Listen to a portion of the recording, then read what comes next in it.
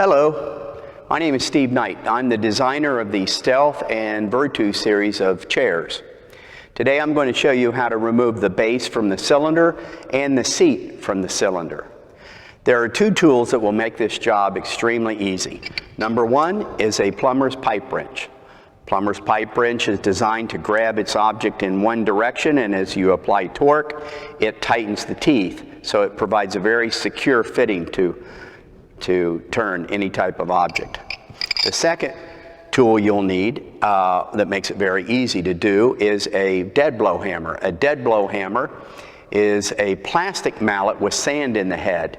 This allows the mallet to strike the object with full force, putting all of the torque into the force of the strike without rebounding like a rubber mallet. Now you'll take your Stealth or Virtu chair, you will turn it on its side and extend the cylinder so that you've got room to work on the hardened post. The first thing you will do is you take your plumber's pipe wrench, you attach it up near the seat plate on the hardened steel cylinder, getting a nice tight grip. You will then either push down to unlock the press fit, or you'll take your dead blow mallet and strike the end of the wrench, thereby releasing that joint. This joint and this joint are basically just a press fit.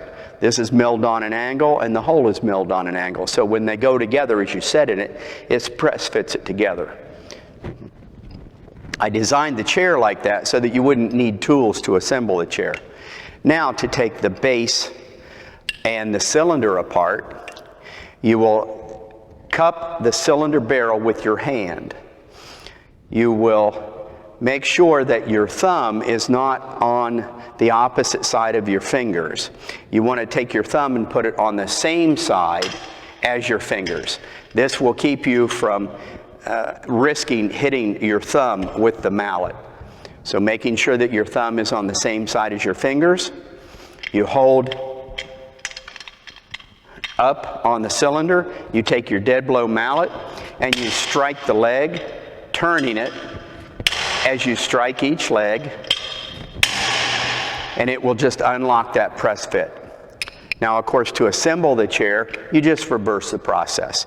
You take your new cylinder, slide it into the base, you take your chair seat, put it on top of the cylinder.